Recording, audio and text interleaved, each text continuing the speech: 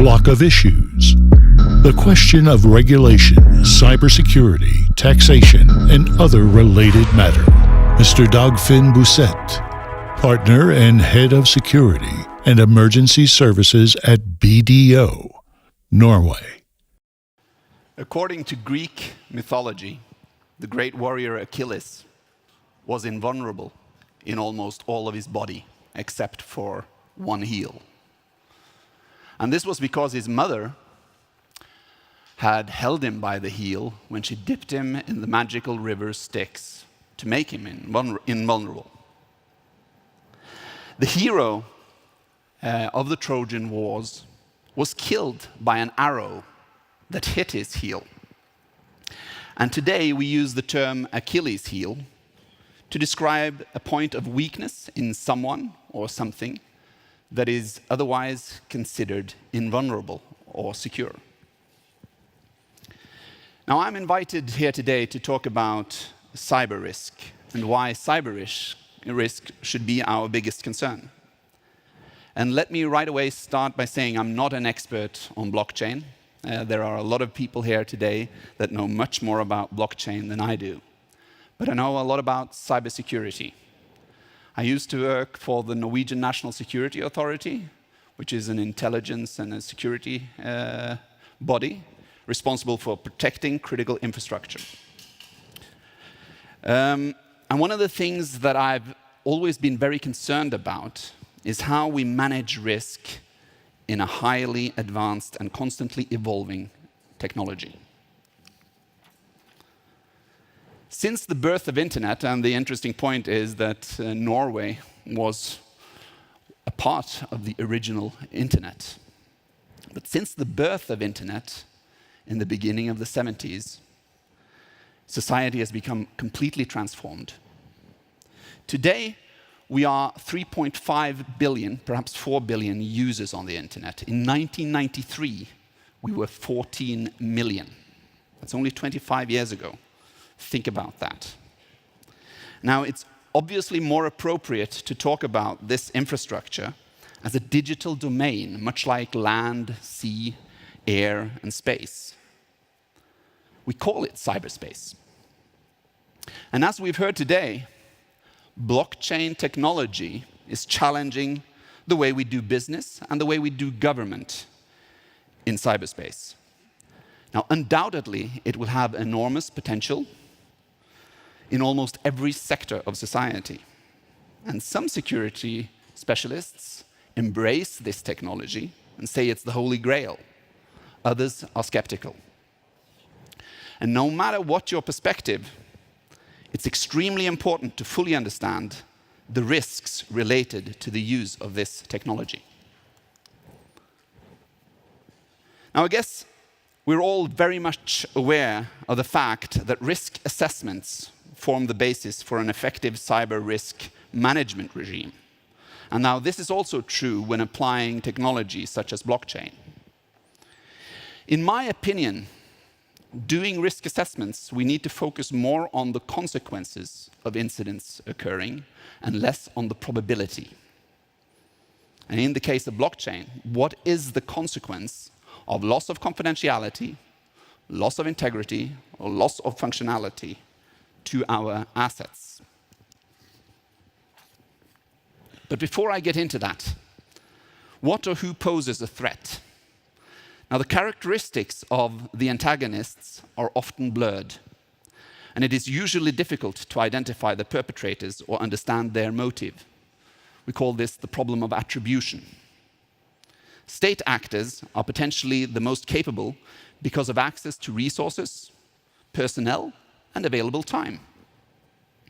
State actors may attack or conduct espionage towards blockchain technology.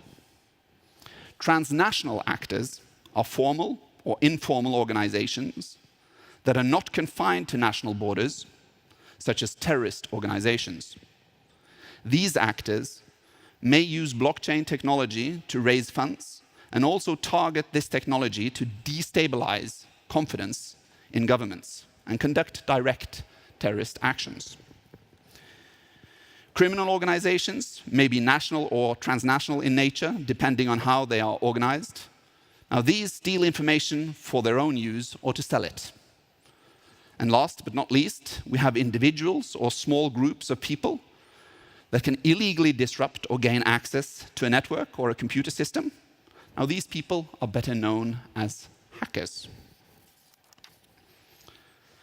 So what can the potential consequences of cyber attacks towards blockchain technology be? To understand that, I want to take you back to the Second World War. In February 1943, a team of Norwegian saboteurs succeeded in destroying the factory that you see on this picture, thus preventing the German nuclear weapon project from acquiring heavy water. Heavy water could have been used for developing atomic bombs by Germany. This successful sabotage mission was codenamed Gunnerside, and it was later regarded as the most successful act of sabotage in all of the Second World War. It literally changed the course of history. Now, I've had the honor of speaking several hours to the commander of this operation, learning from his experience. And he said something very interesting. The key to the success of the sabotage mission was good intelligence and good luck. We have to remember that today, traditional weapons and tactics have adapted to the cyber domain, and they will adapt to blockchain technology. We all know that this technology will be an arena for espionage and sabotage. For instance, nearly 2 years ago now, 250,000 people lost power supply in the Ukraine. Everybody thought this was due to poor maintenance of the grid, but it was not. This was due to malicious software that was implanted in the transformers that made it possible for the threat actor to actually turn the power off. Now, could this happen to other critical functions of society? Could this happen to services and functions that rely on blockchain technology? Yes, I believe it could, and it probably will. The more we rely on blockchain technology in critical societal functions, the more evident this technology is as a target. Now, what kind of assets are targeted by the threat actors? When I ask business leaders if they have any of the digital assets that you see on this screen, most of them say, yes, several. And this is, of course, the case for any business, and something that forms the basis for security objectives and priorities in any business. It is also crucial to bear in mind when applying new technology, such as blockchain technology. Okay, I've talked about the threat actors and their intentions, their capacities and their capabilities, and which assets that can be targeted. But when managing cyber risks, I believe the most attention must be on identifying vulnerabilities and finding measures to reduce these vulnerabilities. That's where you have to put the pressure. And in so doing, we need to have a comprehensive approach, taking into account vulnerabilities relating to human resources, technology, and organization. Now, the reason for this is that when a threat actor conducts an operation and exploits vulnerabilities, he exploits both technological vulnerabilities and vulnerabilities related to human resources normally.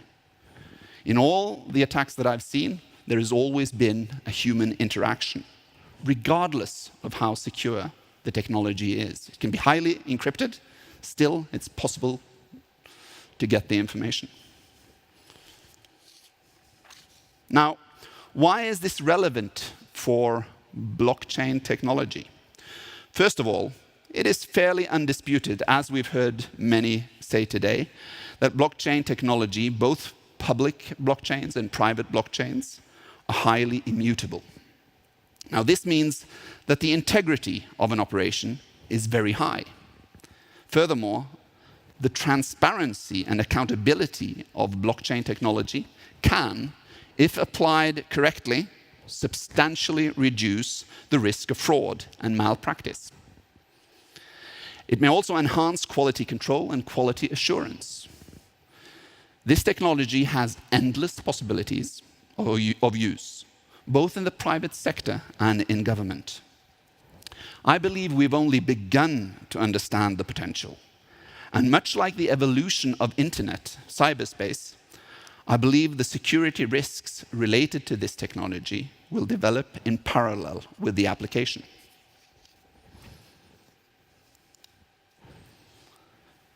And when I look into the crystal ball, I can see some security challenges that need to be addressed while they still can be handled. First of all, who is liable for potential loss and damage due to security incidents? This is, of course, something that can be clarified in private blockchains, but not so much in public blockchains, like cryptocurrency blockchains. If someone steals all the money on your bank account today, your bank will most probably cover your losses. They are liable for the losses due to security incidents. But is this the case if you're operating with cryptocurrencies outside traditional financial institutions? And how do we regulate surveillance and interception? Again, in private blockchains, this can be done. For example, we in BDO Norway have a service that can do this. It's called BDO Cert. Or similar security monitoring capabilities. But in public blockchains, this is uncharted territory. Another challenge that I see is related to risk management. Who is responsible for risk management in public blockchains? Do we need a risk management regime, like the one we see here that the UK have developed? I believe we do. And I think it's naive to think that a community without hierarchy, where risk mitigation is addressed and assessed and managed, can exist. In the end, there is always someone who must carry the cost. And on the philosophical note, what information do we want to be distributed on a blockchain? I touched on the digital assets that all businesses, government, and private have, and the need to be aware of what your digital assets are, where they are stored, and how they are processed. Some can be processed through blockchain technology, some perhaps not. And for governments around the world, there might be differences in opinion on this, due to differences in popular trust in government services. Whereas Scandinavians have a high degree of trust in their government institutions, this might not be the case everywhere else in the world. And finally, it is a significant security challenge that there is great uncertainty regarding this technology. We actually risk making significant bad decisions, even irreversible decisions, if we don't understand the technology correctly. Again, this risk can only be reduced by an effective risk management regime. I'm going to sum up by reminding you all about the life cycle of digital vulnerabilities.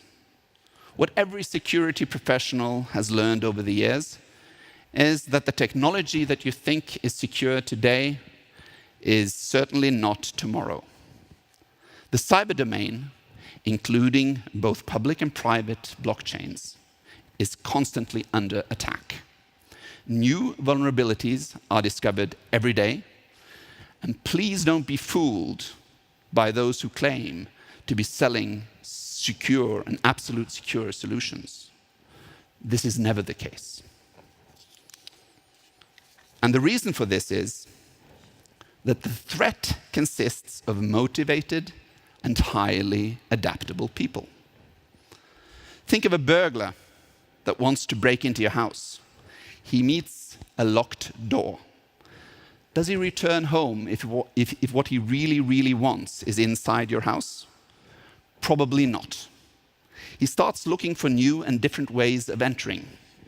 Sure, you might have remembered to lock the door, but you left the windows open.